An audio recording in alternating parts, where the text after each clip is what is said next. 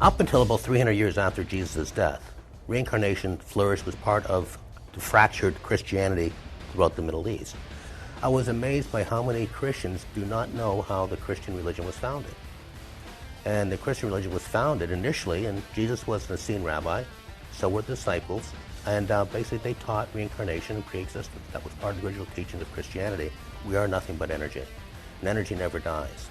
And as far as past lives go, even though we die, the essence and those memories are always there because they're pure energy. Past life regression. Let's talk about this past life regression and how it works, please. Okay. Basically, if someone comes to see me, they may have an issue, may not have an issue. What you find is that most issues we have in our lives that, for example, phobias, fears, didn't occur in this lifetime at all. Someone could be afraid of fire. They don't know why they're afraid of fire. But they still come and see me, a kind of a different approach. And what I do is I get them to relax, no hypnotism involved. And once a person relaxes, the mind's amazing what it does. Get involved, get loud, and think on the brink.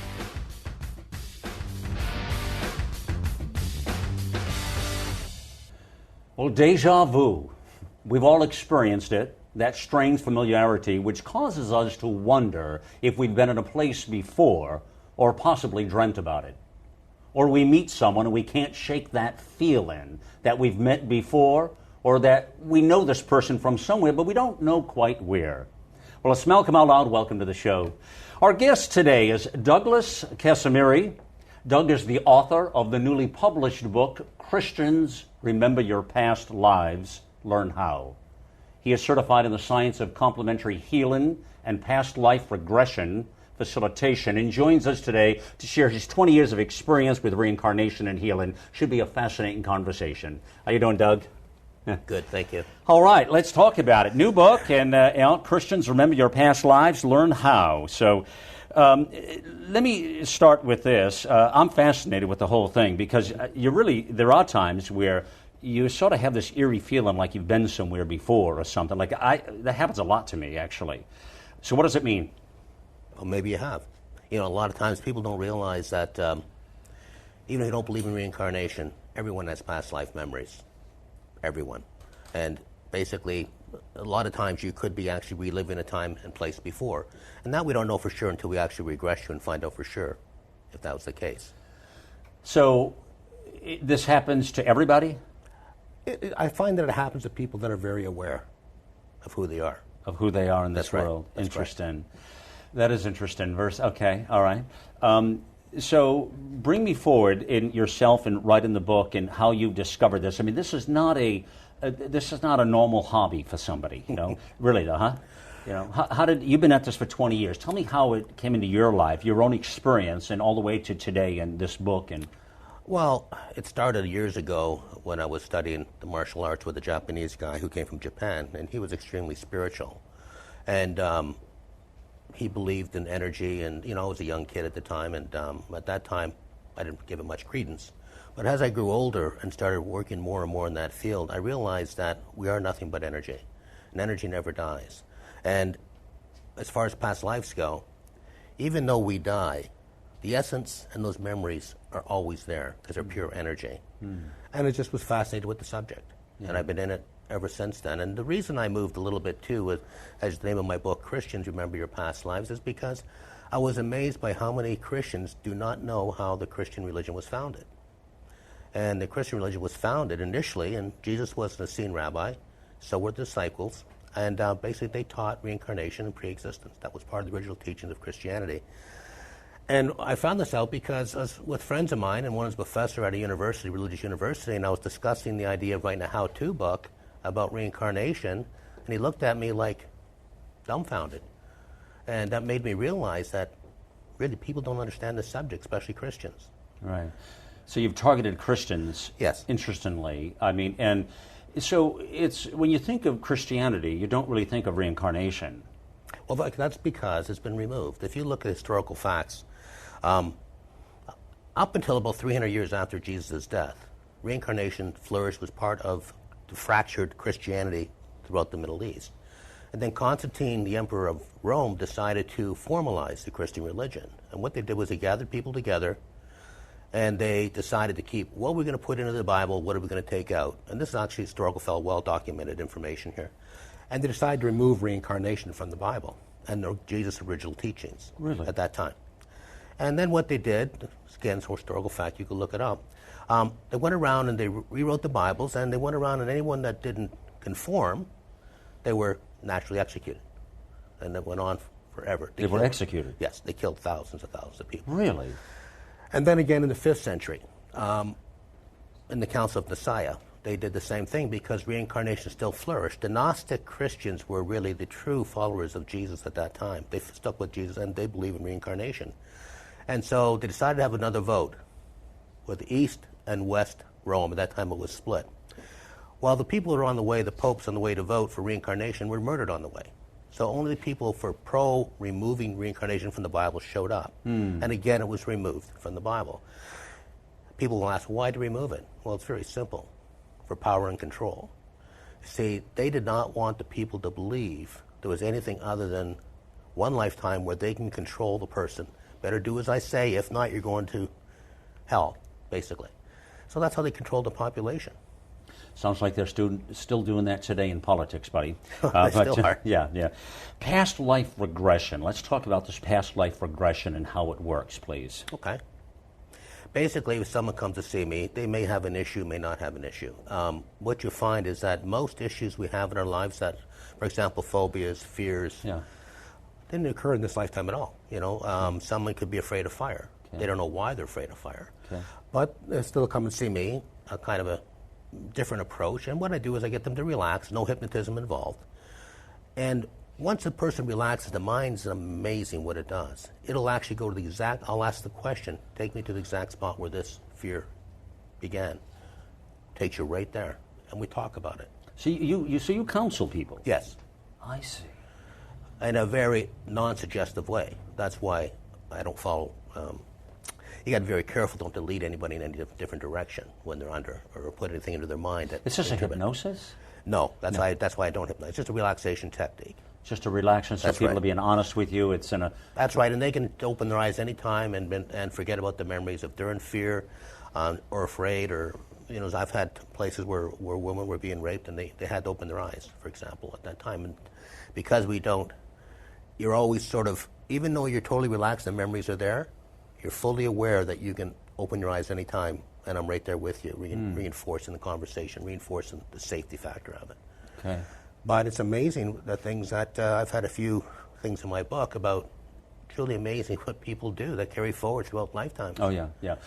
Well, listen. One of the things I've said over the years is that I always find, Doug, that people have a tendency to live in the past. People I see around, they live somehow trying to recorrect their past or fix their past. Seriously, and so they don't really live for today or tomorrow. And actually, the abundance of people I see, they're really caught up in this past business. I don't know what it is. They're either trying to fix something they've done wrong, or they are hesitant about something that's happened before.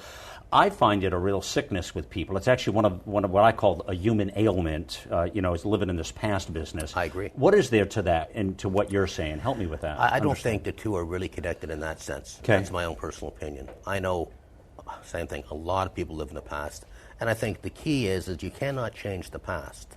All you can do is live in them. You can't change it, so just forget about it. Give me 5 on that, brother. You can't. That's it. But people don't get that. All you can do is, the way I look at life is like this. Yeah. Every day when I get up, I have a philosophy, I do no harm. And if people go through life and do no harm, and do the best they can, they don't have to worry about the past or the future. We'll take care of themselves. Right.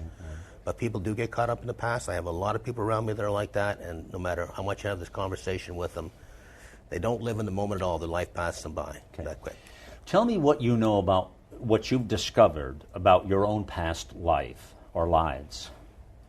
Well, I have 3 that were very clear. I have multiple lives, as most of us have. And the 3, the first one was I was in Rome. I was, I wasn't anybody special. It's just an ordinary working guy. I worked with leather. I could see that just you say it, just see it. And you look like you would be back in Rome somewhere. That's right. I see you in a shop there. And exactly what it was. Yeah. And I was working with leather. I remember walking home, and I lived in a cave. Yeah. dugout cave, and there is my wife, I guess, over the fire and brewing something in a pot. And I remember looking at my face in the water and actually seeing my reflection, and that is something to behold. Really? Yes. Really. All right, so that was your first life. And then next I was a Native American. Oh. And that was the most, it's where I got the most smells of the ground. I remember walking around, sneaking up on cabins. We're only young. I remember I was only about 14 or 15, and we were crazy.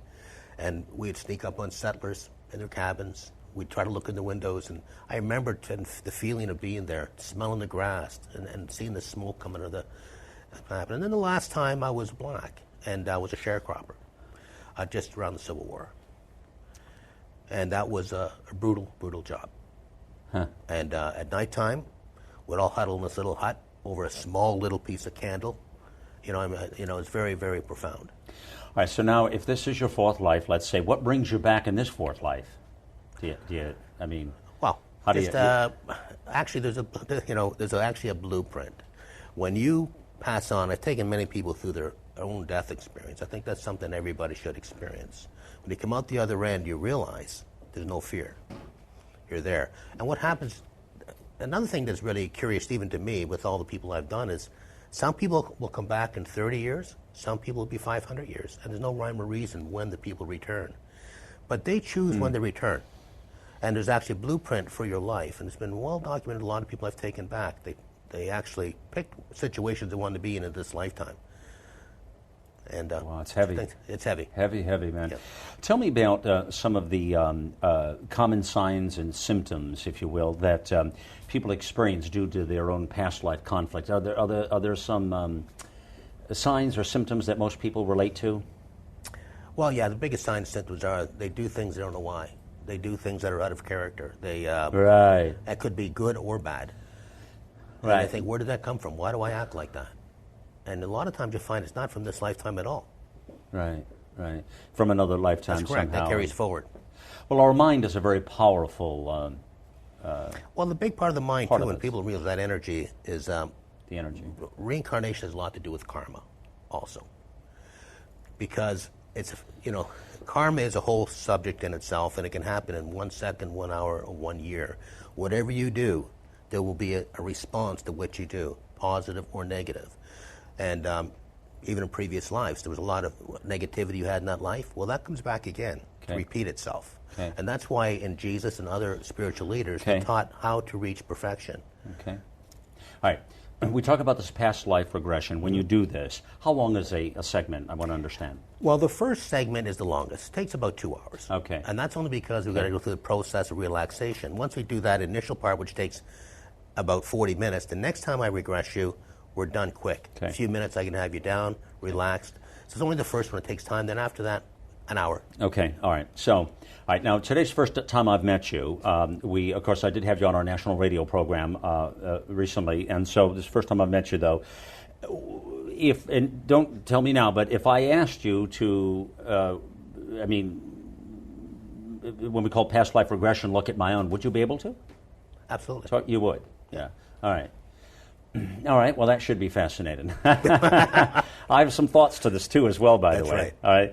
All right, so I'll tell you what. We'll do this. Doug will help me through my own past life and see how that might help you. We'll be right back after the short break with Doug Casimiri.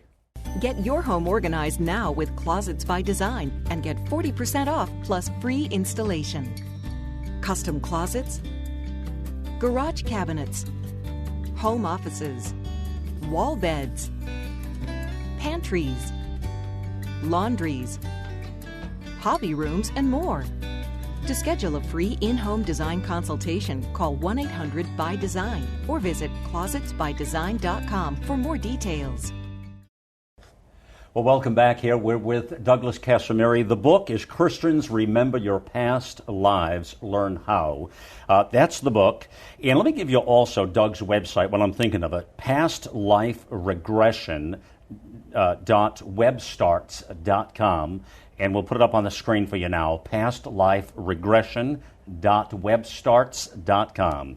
Need to make it a more memorable, easy address to remember, buddy. That's true. So we're talking fascinating conversation and really looking at our past, and it's interesting to me for a lot of reasons. We're talking about reincarnation, and but also tying into the Christian factor on this, which we've talked about. Very interesting conversation with Doug. But as I went to break, I'd suggested to you that maybe we look at my own past life, and I have some thoughts myself to this, and I've never done this before. I've never been down this road. But there's a lot of factors as to my own thinking in this, Doug. So let me turn it to you a moment, and as we just met today, and tell me any thoughts that you've picked up in meeting me, because you have a real sense of people. I take you seem to feel them or understand them, whatever that is.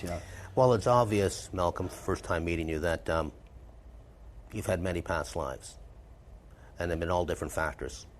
Okay, now you're using your voice, which is the key factor. You've probably worked through that system throughout your life, throughout the past lives. If we take you back, we might find you being a politician in a past life, or somebody that was out in the public, and usually trying to do good initially, because that's obviously the way that you're trying to go in that type of direction for other people. So I see that being part of you. I see multiple lives, and the reason you could tell with multiple lives is people have multiple lives. They have a sense about them. You feel peaceful around them, number one. They really don't, they're non-judgmental, because we said earlier, most people had multiple lives. They've been every sex and every race. And how could you be racism, or how could you judge someone else, or, and they're more accepting. So basically when you walk up to somebody and I meet somebody and I shake their hand and we have a few minutes together, I already know who they are from that sense. What a feeling, huh? Yeah. To be able to do that, yeah. I've always prided myself on having that sort of feeling with people as well, the psychological aspect of meeting somebody and sort of knowing who or what they are. It's a value as a person that interviews, talks to people, or what have you, to feel. It's obviously that you do have it. Yeah. Because you can pick up right away. Yeah. Yeah. You know who people are when you walk in. You know what mindset they're at. Right. And you know how to deal with it.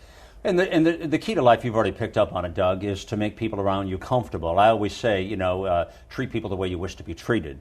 That's correct. And that is just a golden rule I've always lived my own life by. For me, Doug, it is fascinating in the way that, I have to share with you and share with all of you today is that for me, I can bring it all the way back to being a young boy again, probably 9, 10 years old, okay? And realizing that I wanted to do some incredible things in this world. Now, I was one of seven siblings, and my dad was a contractor, a good middle-class, lower middle-class family, hardworking, and struggling, didn't have a lot of the things, but, pretty normal for America, for American family, And I remember always feeling uncomfortable in these surroundings. It just didn't fit for me. I don't know why. I don't know if and it was the strangest thing. I cannot explain it to you, but I always had a feeling I should not have been born into the family. And no disrespect, but I always thought there's some other place for me. Does that make sense? I picked up on that immediately. Yeah. Okay, and that happens a lot, where you feel out of place. Yeah, I'm definitely out of place. Yeah, you're definitely out of place. Yeah. And, I always look at myself and say, I was never a teenager. Right. I was born old.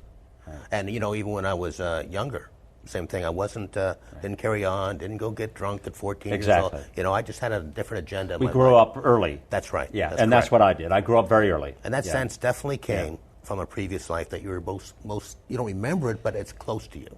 Well, the thing for me is I'm people know you talk about energy. Yeah. My energy field is off the charts, obviously. It's crazy energy, But I'm a very driven person, you understand, and with purpose. It's very important to me. Doing good in the world and understanding the difference between good and evil and trying to reach to those points, that is really my passion and my mission in this life, Doug, is to make an ultimate difference. And I'm driven to that end, not always knowing why or how, to the point it will some days drive me crazy. I don't say this to boast about it, that it's some sort of a religious platform of mine or something else better than thou. It's actually many times a curse. There are many times I've looked out the window and I've said, I swear to you, and I've said, God, I wish I could be Mr. Numbnuts on the street here, whoever that is, whoever that was, Yep. Whatever, no disrespect, but, it wasn't me, you understand? But Totally. I thought for a moment, wouldn't that be kind of cool to not give a damn? Why do I have to give a damn? I understand totally what you're saying. And it's, it's about commitment and about direction and not letting people down, including yourself. Yeah. And that comes through many lifetimes of letting people down. And you learn from your lessons. And now you're getting to the point where you don't want that to happen again. Somehow we have this purpose in this life to make the world a better place. I think there's a point to this, and we all have a part of this somehow.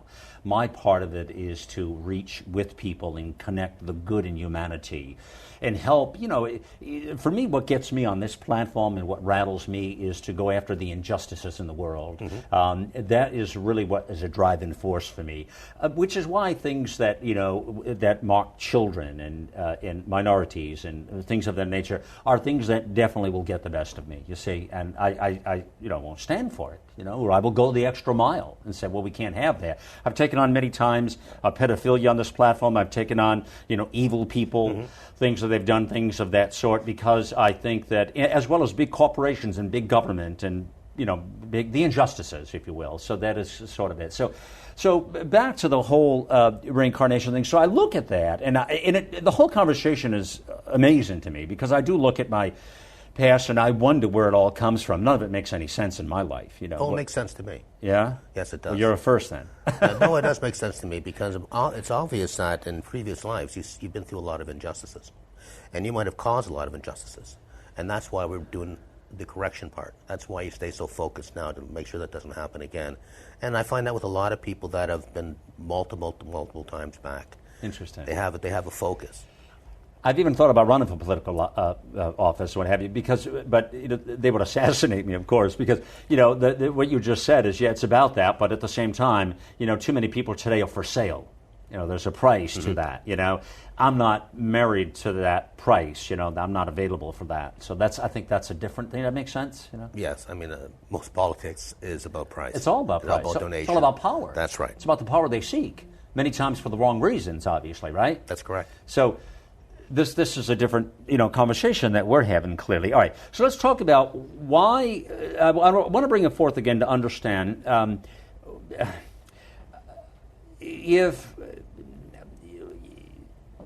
someone may or may not believe in reincarnation, number one, okay? Whatever that means. To many people, it means different things. We do have an unbelievable minds that seem to take us into journeys and ideas and thoughts that beyond anything we could ever imagine. You can close your eyes in a room and almost put yourself anywhere. That's correct. It's amazing. Our minds are crazy. And mine is out there for sure. That's the out loud part of it, That's right. And but when you're talking about Christians here and remembering your past lives. Now, how has this been accepted in the Christian community, first of all? But tell me that, please. Well, to be honest with you, it hasn't. Of course. And actually, I've been turned down from a lot of different interviews and shows because of that. And I'm not really downgrading Christianity at all. All I'm stating the fact that if you look up what was taught during Jesus' time, he believed it as a historical fact. But what happens is even the Bibles themselves, if you know how many were thrown out, and what other people don't understand either, which they really hate to hear that, but most disciples, when you read the Gospels of Luke and Matthew, they never wrote them. Most of them were illiterate. So they're written between 40 and 300 years after the deaths. So, when you compile everything together, it's not degrading Christianity at all. I'm a Christian. I believe in Jesus, absolutely.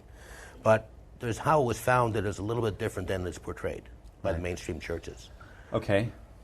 We talked a little bit on radio, you and I did, about this connection, which is pretty out there, but with Jesus and Buddha, and you made some, some similarity points here on the two, and